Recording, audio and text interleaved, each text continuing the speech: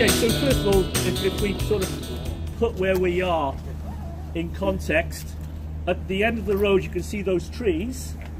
That is the gardens of Buckingham Palace. And I said before, you know, this is Berlgravia. It's the Grosvenor estate. It's owned by the Duke of Westminster. He's worth $1 billion, and by the way, he's 24. If anyone's looking for whatever, yeah. And actually, no, he's not yet. Well, not me, but I know. And okay, you know something. Okay. And the weird thing is this: as well as owning this sort of really expensive part of central London, he also owns parts of Silicon Valley. So he's got fingers everywhere. Wow. Yeah. So, yeah. So what I'm saying then, this is Berlgravia. You can't get much more upmarket than this. 24 Chapel Street. This was the house of Brian Epstein, the Beatles manager. So you might ask the question, how could Brian afford a house in this part of London? Well, no, he was getting 49% of the Beatles songwriting credits, and he was also taking 25% of the Beatles earnings. Remember, at the beginning, the Beatles were so desperate to make it, they signed anything, you know, songwriting, the earnings. So that's how Brian could afford to live here.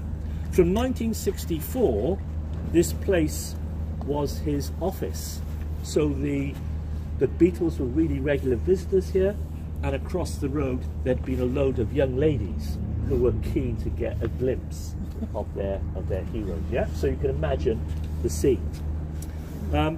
What particularly happened here? Well, as well as the parties, and there's a rooftop garden here, and I'm told they used to have barbecues and a lot of drink, and maybe some drugs were involved.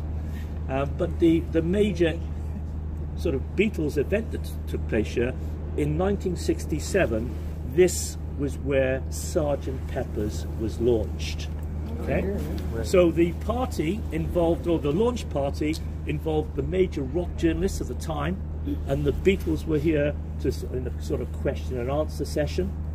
And there was also a young female photographer here, a lady called Linda Eastman. Okay, it was the second time that she met Paul McCartney, and it was here that she got his telephone number. She rang him the next day.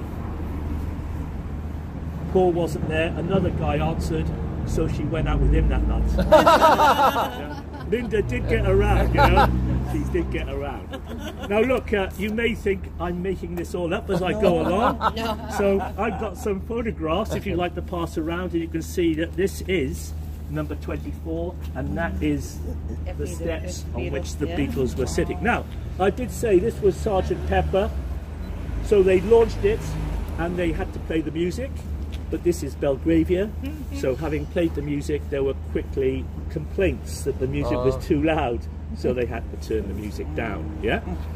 And going back to Paul and Linda, the story goes that they did eventually get together, and this was where their relationship was consummated. That's the story, because Brian was central in the Beatles' relationship. You know, he kind of chaperoned George when he first went out with Patty, and he was keen, you know, that Paul kind of found somebody to settle down with after breaking with Jane Asher.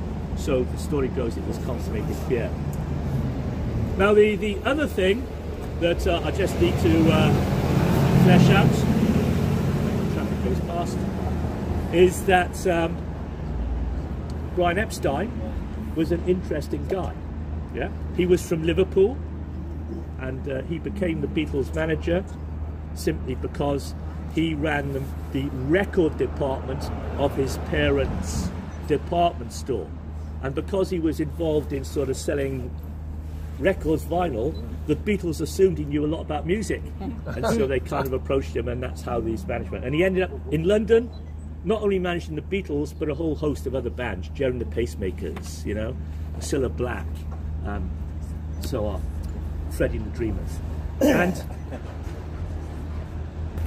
what you know, Brian was gay at a time when homosexuality was illegal. He was a drug addict. He took amphetamines and sleeping tablets.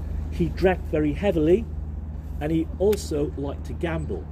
And he owed a lot of money at casinos that were controlled by very vicious criminal gangs. So had a lot going on in his life. And once the Beatles stopped touring in '65, some people say that Brian felt he didn't have a lot to do, and so maybe he drank more, and so on and so forth. Yeah. And so in August '67, Brian died here of a drug overdose, a sleeping tablet overdose. He was 32. When the Beatles heard the news, you know, John Lennon said, "That's us fucked then," because John realised that he was the guy that was keeping it all together, keeping all the balls in the air. And you know, it was only about 18 months later when things just fell apart. Yeah, the Beatles did choose to manage their own affairs, and that was a part of the problem. And that's how, you know, Alan Klein came into the mix a little later. So sadly, you know, this is where Brian Epstein came to an end. Look, what I'll show you now is what the Beatles did to shake off the fans across the road. Okay, so if you come with me.